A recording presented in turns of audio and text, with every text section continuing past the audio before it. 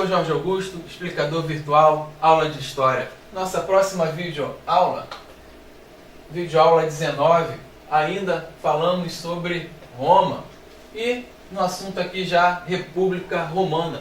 Iremos começar a ver as conquistas territoriais já do mundo romano, já num processo de expansão territorial que mais à frente vai contribuir então para o surgimento do Império Romano.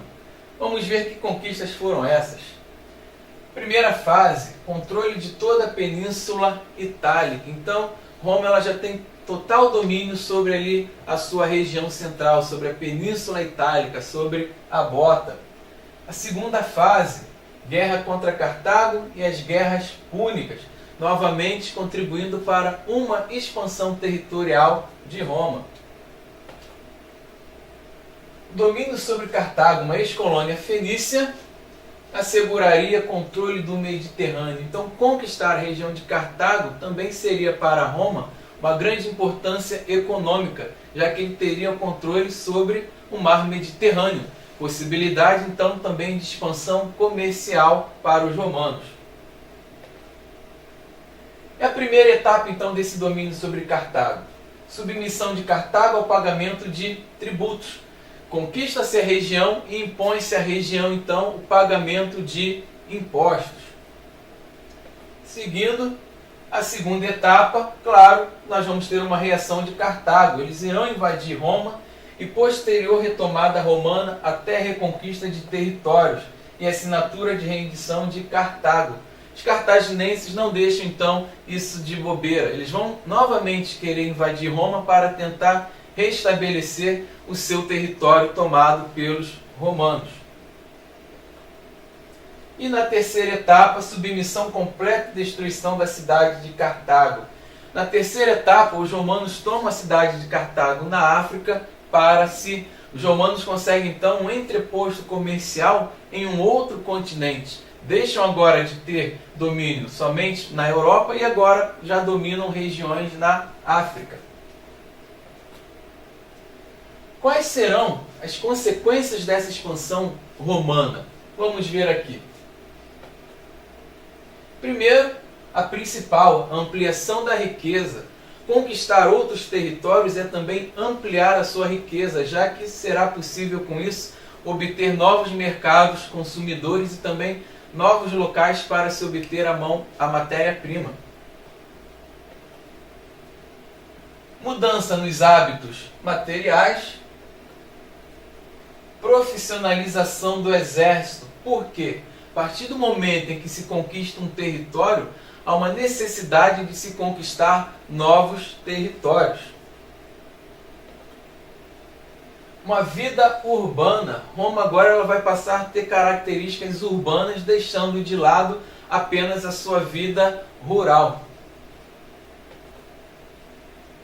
Contatos com culturas e civilização, principalmente a grega. Os romanos eles começarão a ter contato com o mundo grego. O interessante é que há uma junção da cultura romana à cultura grega.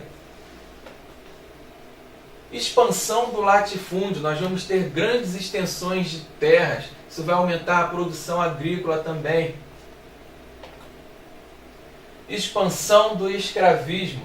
Quanto maior a necessidade de se produzir, também maior a quantidade de se ter escravos para trabalhar nessa produção. Nós vamos ter o aumento das desigualdades sociais, já que teremos uma classe dona dessas grandes extensões de terras e também os escravos. Dentro da República Romana, mesmo com todas essas transformações, os problemas sociais irão causar diversas tensões sociais nesse mundo. E que tensões serão essas? Que problemas serão esses que estarão surgindo em Roma? Primeiro aqui, o aumento da miséria, muito ligado àquela instabilidade na produção, muito também devido à diferenciação e às desigualdades sociais que surgem então em Roma. Próxima tensão social. As massas populares e as lideranças populares irão se revoltar contra a elite patrícia, que é a grande detentora das terras. Tibério Graco, no ano de 133 a.C., ele vai criar uma lei que vai limitar aqui então os latifúndios e vai distribuir terras aos plebeus.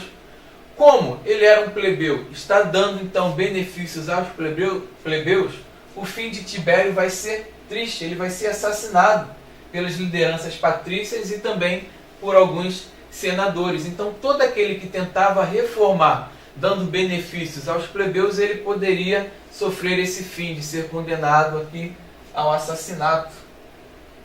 E Caio Graco, que vai ser um outro legislador, um outro reformador, no ano de 123 a.C., ele tenta ampliar a participação aqui dos plebeus nas instituições políticas. Ele quer dar maior participação política aos plebeus na lei frumentária. Qual é o saldo aqui disso aqui para o Caio Graco? Assim como Tibério, ele vai ser também assassinado. E nós vamos continuar havendo aqui perseguições aos seguidores de suas ideias. Passando aqui novamente nessas tensões, a República Romana ela vai passar por uma guerra social no ano de 90 a.C. Nós vamos ter aqui a reação a Marcos Livio Drusus, seguidor dos ideais dos irmãos Gracos. Ele vai tentar novamente reaver essa chama dessas revoltas de expandir os direitos dos plebeus. As massas populares, ou seja, aqueles que eram excluídos, eles irão se revoltar contra o exército romano, formado muito aqui pelos patrícios. Roma vai ser obrigada a ceder então cidadania para atenuar essas tensões. Alguns escravos e alguns plebeus que não possuíam cidadania romana, para diminuir a tensão e as revoltas sociais que estão surgindo e acontecendo diariamente em Roma, o governo romano acaba concedendo aqui certo grau de cidadania a essas pessoas. Nós vamos ter uma revolta dos escravos. Os escravos se aproveitam dessas revoltas dos plebeus e também querem a sua liberdade, tanto que muitos escravos eles acabavam trabalhando aqui como grandes gladiadores.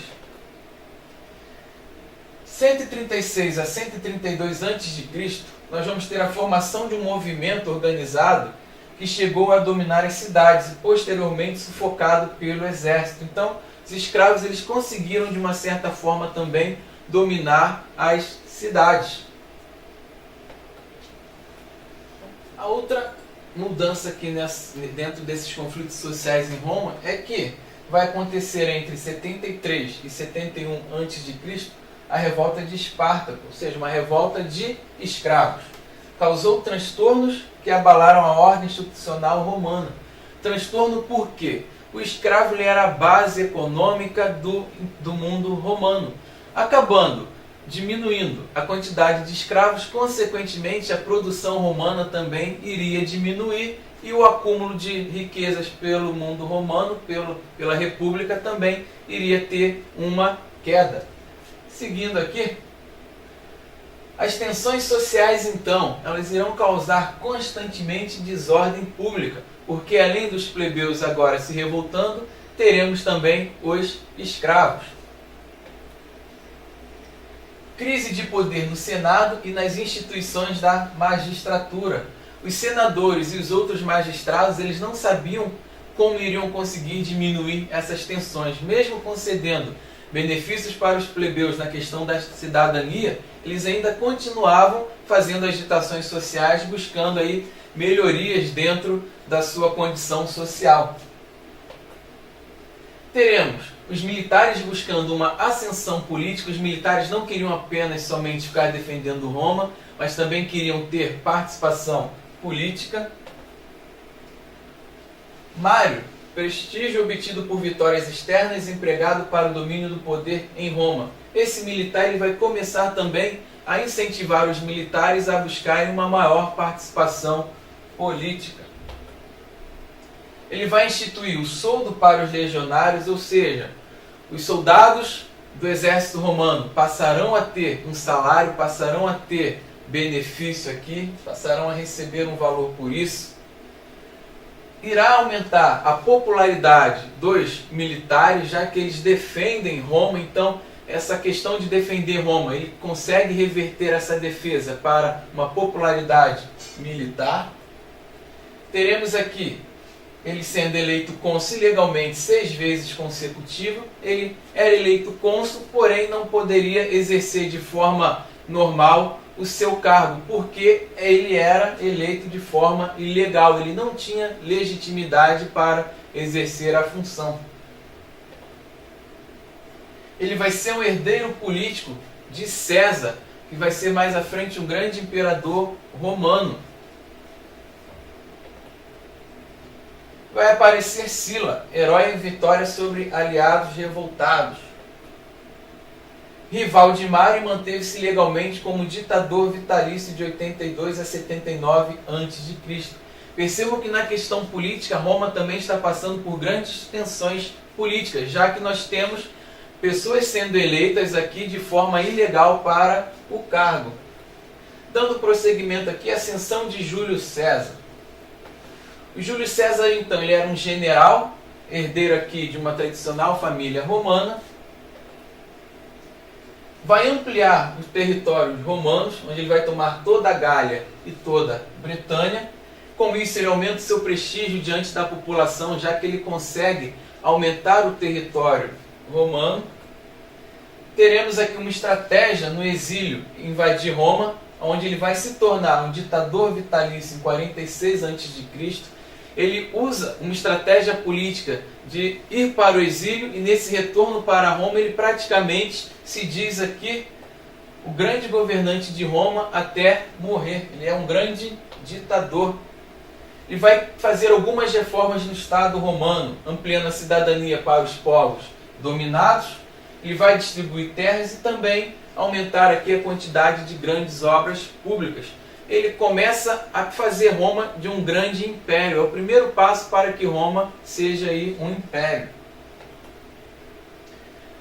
Os republicanos vão começar a ter medo de César, já que a intenção dele era de se tornar rei e, claro, mais à frente um grande imperador. E em 44 a.C. ele acaba sendo assassinado por Brutus, o seu fiel braço direito. Tanto é que numa reunião do Senado, com medo de Júlio César, logo de se proclamar rei, Brutus chega por detrás de César e acaba assassinando César, onde tem a famosa frase: "Até tu, Brutus, meu filho". Chegamos aqui à ascensão de Otávio, que vai acabar por se tornar o primeiro imperador romano, Otávio Augusto. Herdeiro acidental de César, já que ele não tinha grau de parentesco nenhum, porém ele tinha o cargo de cônsul. Perseguições aos adversários de César. Todo aquele que era contra a César, o Otávio Augusto ele vai perseguir. Ou seja, se não é amigo de César, também não pode ser amigo de Otávio. Aliança de Marco Antônio e Cleópatra. Isso vai aqui apressar o surgimento de um império em Roma, já que nós temos aqui a rainha do Egito com um romano aqui tentando tomar o poder. Teremos aqui uma guerra entre Otávio e Marco Antônio, onde Marco Antônio será derrotado e o Otávio ele vai anexar Egito ao território romano. Temos aqui o início de um grande líder em Roma que vai se tornar o primeiro imperador em Roma. Então ele vai acumular diversos poderes, além de qualquer outro governante anterior. Ou seja, que poder é esse que Otávio ele vai tomar? O poder de imperador. Ele será o principal responsável, ele agora é chefe militar de toda Roma, chefe militar, chefe político, chefe religioso. Então terminamos aqui mais uma aula. Foi um prazer estar com vocês. Muito obrigado pela atenção.